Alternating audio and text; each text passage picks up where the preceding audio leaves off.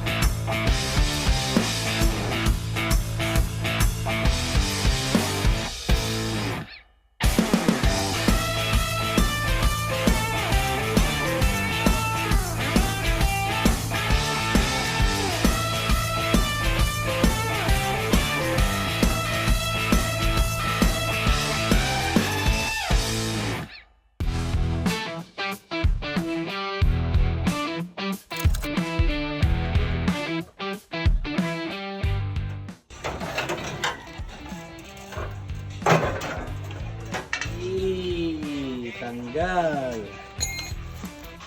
So yan, natapos na natin. Natanggal na natin yung harapan nitong donor natin. Ngayon natanggal natin siya per spot weld. So ito, yan, madami siya.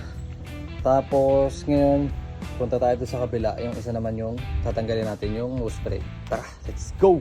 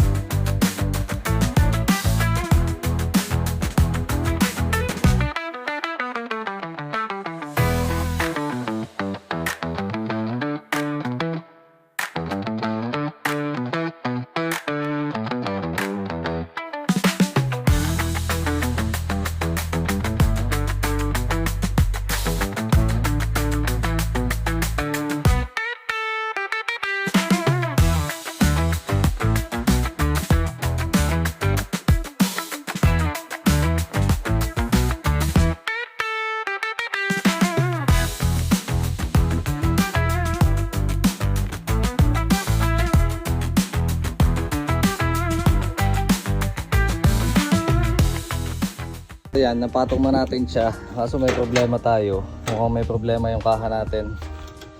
Ito hindi lumalapat ng ayos. Pati yung kabila hindi din. Pangit. Sinukatan ko din to mula dito. Pares naman siya doon. Pati itong loob.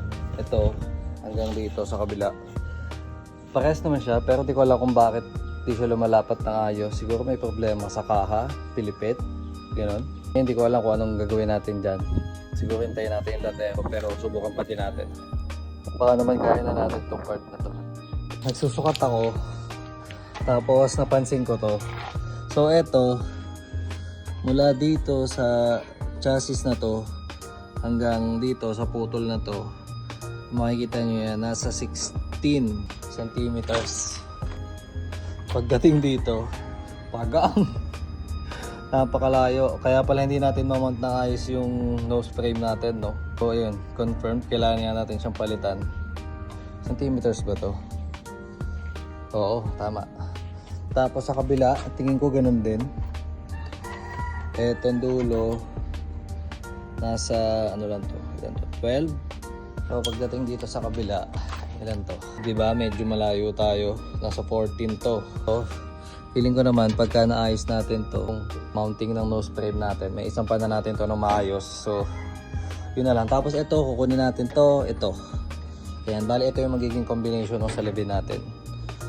So kung makikita nyo, yun yung itsura niya. Ito na yung nagawa natin guys, no?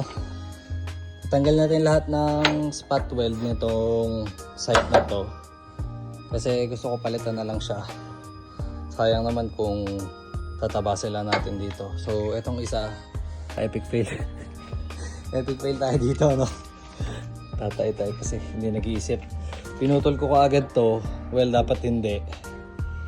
Kasi nga, papalitan natin dapat ng buo katulad nito. Kaso, ito, kung sinilip natin sa ilalim, ayan, bulok.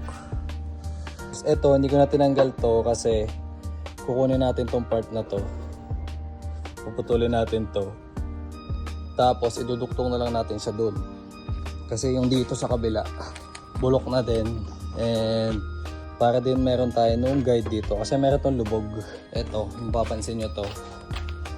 Guide siya para dito sa dulo ng itong guide na to. So dapat luminya siya dito ng tama. So ayun, subukan natin to tanggalin. Kung hindi ko matanggal, baka sa latero na lang natin ito patanggal. Kasi medyo mahirap to eh. Nasimulan ko naman na siya pero hindi ko alam kung matatapos natin. Subukan lang natin. So yun guys, no, ito na muna. Hanggang dito na lang muna yung pagkakalikot natin sa ngayong araw. So ito, natanggal natin lahat. Halos tanggal naman na siya. Ito lang, kailangan natin siya nang putulin dito. Kung naputol natin to dito, siguro okay na yun. Tapos ito, madali naman siya ilapat. Tingin ko naman kaya na natin to kahit wala yung latero. Tapos, ito pa pala muna. Ito muna. Pag natanggal natin to, siguro puputulin ko dito.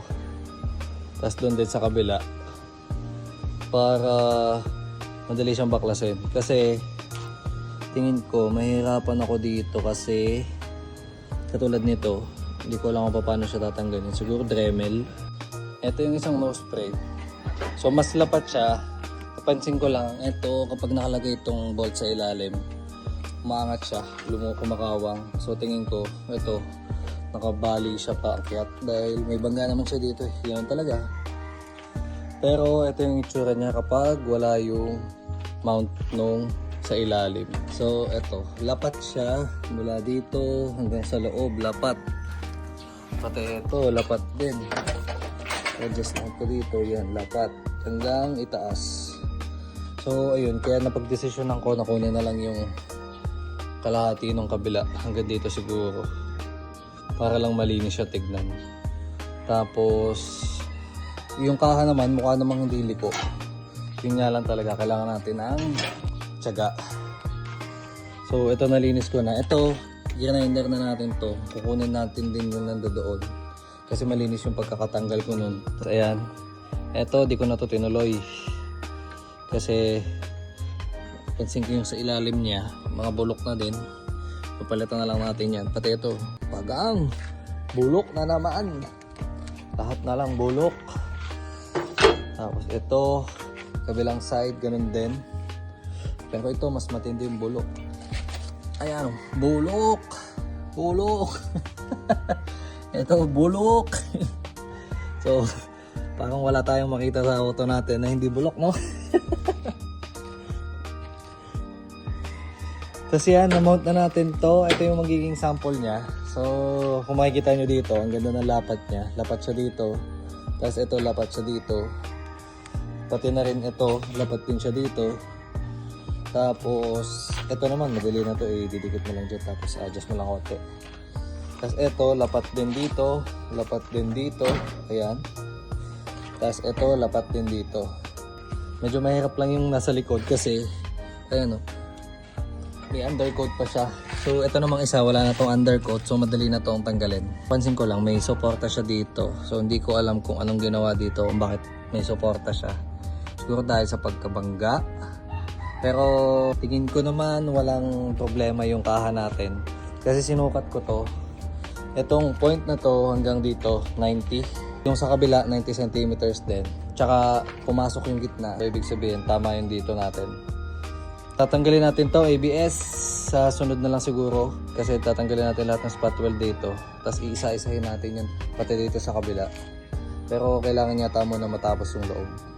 So pag na-mount na natin yon nose frame natin, yung nose frame bracket natin dito is may mga butas.